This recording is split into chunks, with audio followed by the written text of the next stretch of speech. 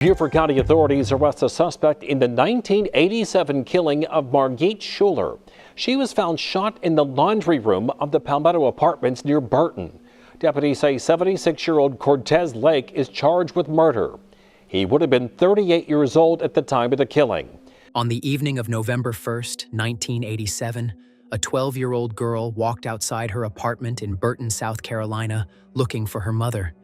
She crossed the grounds toward the complex's laundromat, where her mother had gone to fold a load of clothes about half an hour earlier. Her mother lay near the building, beneath a tree on the pavement, in a pool of blood. She had been shot. Deputies found a second trail of blood at the scene, separate from the victim's. The shooter had been wounded during the attack, and his blood marked the pavement as he walked away from the building. By morning, deputies had called every hospital from Savannah to Columbia. Nobody had come in with a gunshot wound. The blood he left behind sat in evidence for 38 years before anyone could read it. Her name was Margit Gergovich Schuler. She was 34, a cardiac nurse. She had moved from Hungary to the United States in 1982 with her husband Josef, a Navy corpsman stationed at Paris Island. The family lived at the Palmetto Apartments on Harding Street in Burton, about 50 feet from the laundromat. In November of 1987, the Navy had deployed Josef to San Diego, leaving Margit and their 12-year-old daughter at the apartment alone. Margit told her daughter she was going to do laundry and walked to the laundromat, a small building with coin-operated machines. Most of the apartments had their lights on and their doors closed. She did not come back.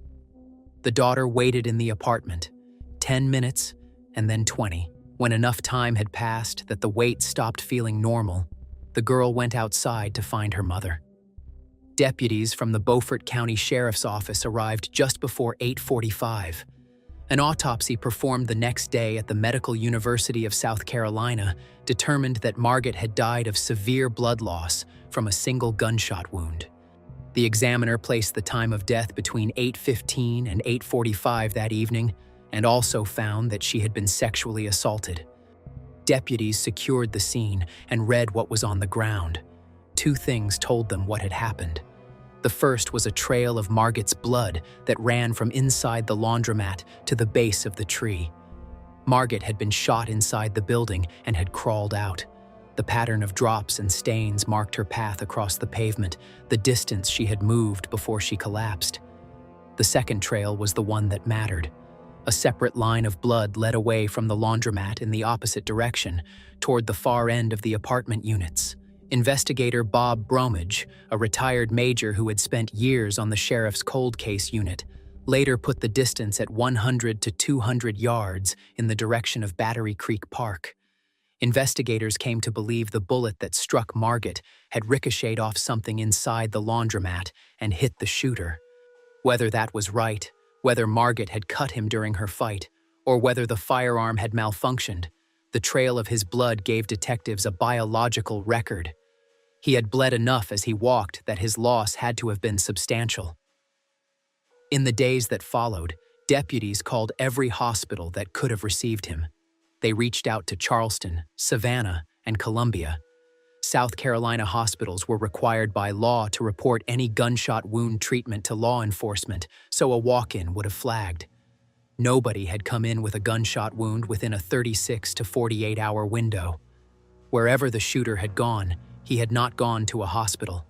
Deputies swabbed the second trail and placed the samples in storage.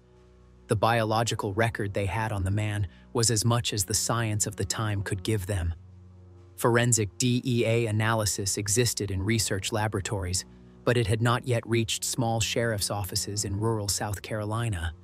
The sheriff's office worked the case through the fall of 1987 and into 1988.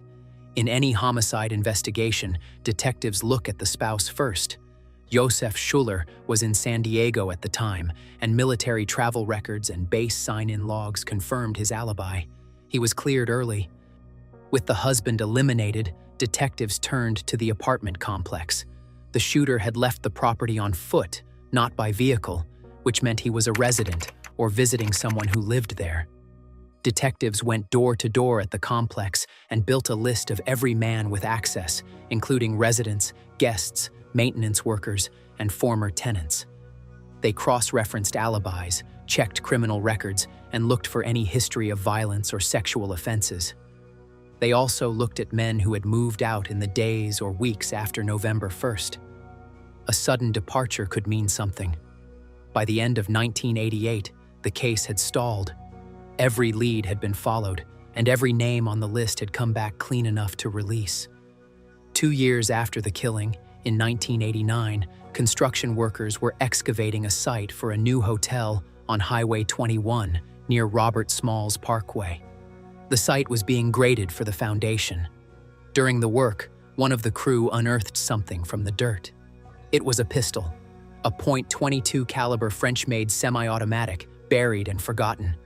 The site was about 1.5 miles from the Palmetto Apartments. Detectives sent the pistol for ballistics testing, and the results came back conclusive. Rifling marks on the bullet recovered from the scene matched the barrel of the buried gun.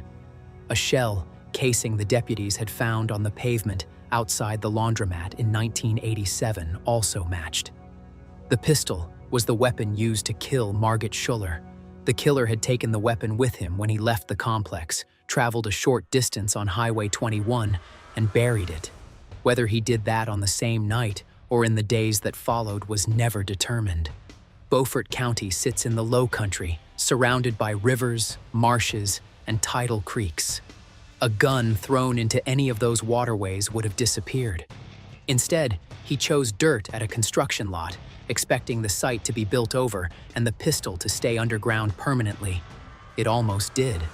2 years and a hotel foundation were what separated the gun from never being found.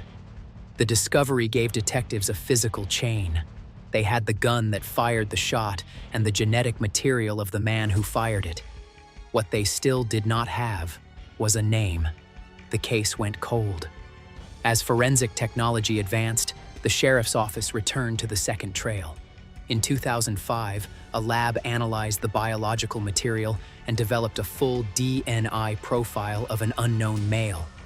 The profile went into CODIS, the FBI's national genetic database, which holds profiles from people who have been convicted of qualifying offenses or booked on certain charges. If a sample from a crime scene matches one in the system, it flags the connection. The Schuller profile returned no match in CODIS in 2005. Over the years that followed, every original person of interest was eliminated, either by voluntarily submitting a sample or by appearing in the database through later convictions. None of them matched. Each year, as new offenders were entered into CODIS, the system ran the Schuller profile against them. The hits never came. Margit's daughter had been 12 the night her mother was killed, and she grew up without her. She graduated from school, married, and had children in the years that followed. For nearly 4 decades, she waited for the answer to come. She was 50 years old when the name finally arrived. Josef Schuller left the Navy in 1988, the year after his wife was killed. He stayed in Beaufort County. The family did not move back to Hungary or to another state. He raised their daughter and built a life less than 10 miles from the apartment complex where Margit had died. They lived with the knowledge that her killer had never been identified and that the man could still be nearby. They had moved to the United States for a better life. Margit had died inside the country that was supposed to be the safer one. Josef has said since the arrest that he has often thought back on the decision to leave Hungary.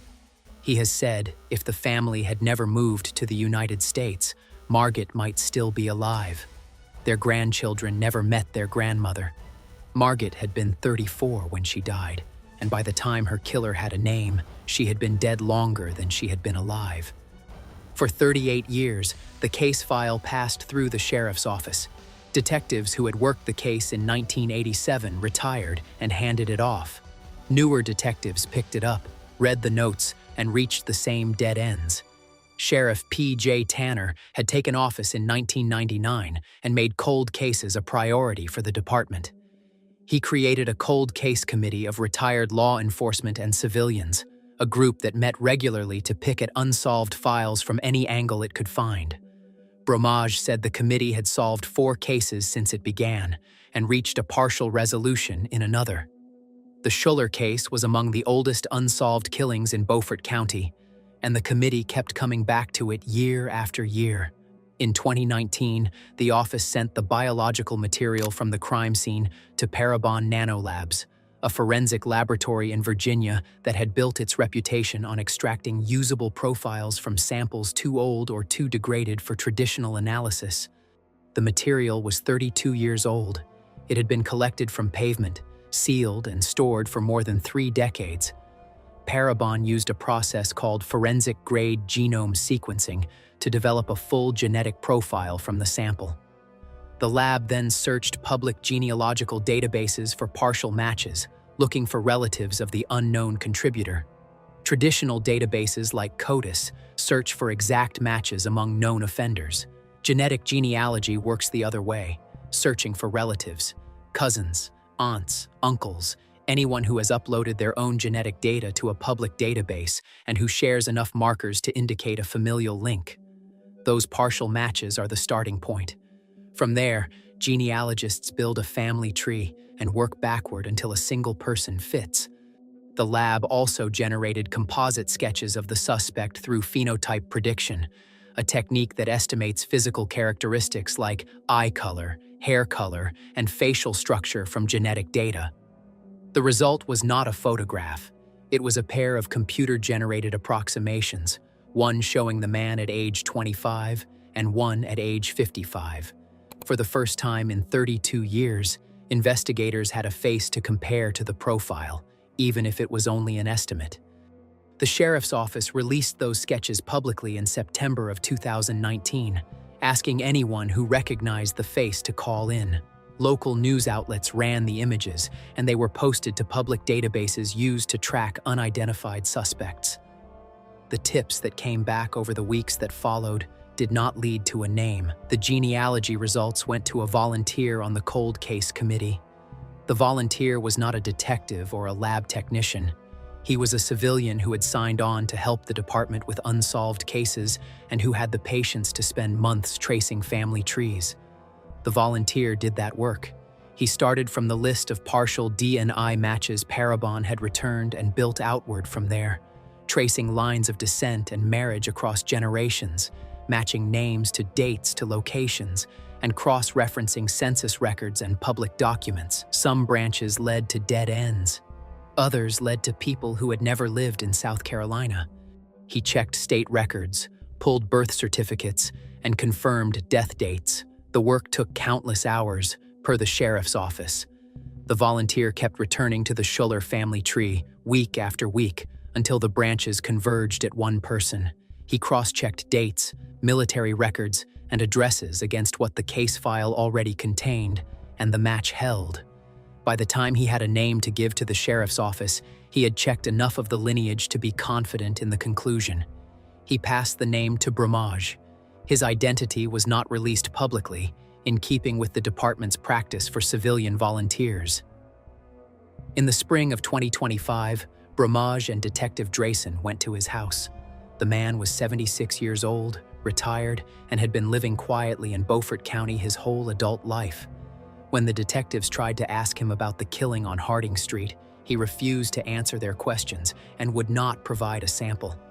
According to Bromage, Lake did not seem rattled by the visit, only unwilling to talk. The conversation was short. The detectives left without what they had come for, but they had seen him in person and were now certain the family tree work had taken them to the right address. The investigators went to a circuit court judge and obtained a search warrant to compel a DEA sample, which they then submitted to the Beaufort County Sheriff's Office Forensic Services Laboratory. The judge had granted the warrant on the strength of the genealogy work. According to Bromage, the analyst called him back a few days later and asked him if he was going out for a lottery ticket. The DNA from the warrant sample was a perfect match to the unknown male profile that had been sitting in the system since 2005, the one developed from the blood the shooter had left on the pavement at the Palmetto Apartments. After nearly 4 decades, the second trail had a name. On November 18, 2025, Beaufort County investigators served an arrest warrant for murder. His name was Cortez Sabino Lake.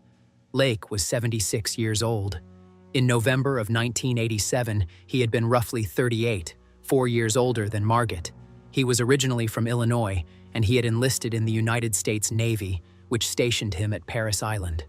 He was a Navy corpsman, the same role Margit's husband Josef held, and he worked in a dental clinic on the base. Josef had no recollection of crossing paths with Lake during their time there. What investigators disclosed was where Lake lived in 1987. He had an apartment in the same complex as Margit Schuller on Harding Street in Burton. Lake's unit sat between 600 and 800 feet from the laundromat. Margit's was about 50 feet. They were neighbors, and Lake had access to the same laundromat where Margit went to fold laundry on the last night of her life. Investigators served the warrant at Lake's home in Beaufort County, and he went into custody at the Beaufort County Detention Center. The arrest came 38 years and 17 days after the killing. The day after, the sheriff's office held a press conference with Sheriff Tanner speaking alongside Bromage. Tanner told reporters that Lake had been hiding in plain sight for 38 years. There was no perfect case and no perfect crime, the sheriff said, and law enforcement had to use the skills it had. The future of the work was in science and technology. He thanked the cold case team and the volunteer who had spent months on the family tree work. After his discharge from the Navy in 1988, Lake stayed in the area. He took a job at Beaufort Memorial Hospital as a respiratory therapist and worked there for more than 30 years before retiring. He lived with a woman in the area. His criminal record was almost empty, and the co-workers and neighbors who had known him as a quiet respiratory therapist for 3 decades had no reason to think anything was unusual. Both Tanner and Bromage spoke about the possibility that the Schuller killing was not Lake's only crime. From experience, Bromage said, the person they had arrested was often not a one and done. There was a good chance, he said, there were other things out there to find, especially given how long Lake had lived in the area without anyone connecting him to the killing on Harding Street. He said he would especially like to talk to anyone who had lived at the Palmetto Apartments in 1987, people who might still have something useful to share. Even small recollections, after nearly 4 decades, could matter. Tanner addressed the same point more broadly, asking anyone with a personal story involving Cortez Lake to come forward, whatever decade it traced back to. Anyone with information was asked to contact the sheriff's office directly or to submit a tip anonymously through Crime Stoppers of Beaufort County. Bromage also said he had updated Josef Schuller with the new details. Josef was thankful, after 38 years, that someone had finally found her killer.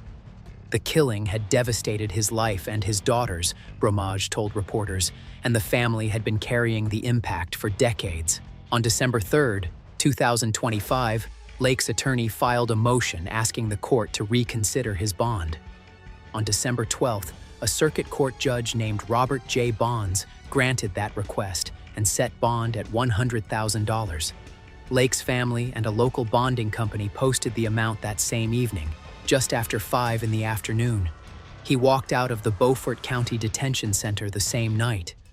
The conditions of his release placed him on house arrest from 8 in the evening to 6 in the morning, barred him from contact with Margit's family, and barred him from possessing firearms.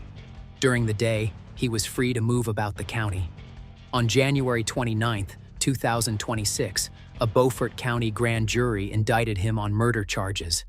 Lake is out of custody and awaiting trial. For 38 years, Lake had lived in Beaufort County without anyone in law enforcement ever asking him a question about Margit Schuller. He had never been a person of interest, and his name had never appeared in any case file. The blood he left on the pavement sat in a storage locker. The pistol he buried was pulled from the dirt 2 years after the crime. Neither piece of evidence pointed at him for nearly 4 decades. None of it carried his name. It took a laboratory in Virginia, a genealogical database, and a volunteer with the patience to follow a family tree to its end. Lake is at home tonight, sleeping in his own bed. Margit has been dead 38 years. A woman walked to the laundromat on a November evening in 1987. Her daughter went looking for her when she did not come back. The man who shot her left his own blood on the ground, and it took 38 years to read it. If this case stayed with you, leave your thoughts in the comments. More solved cases in the playlist.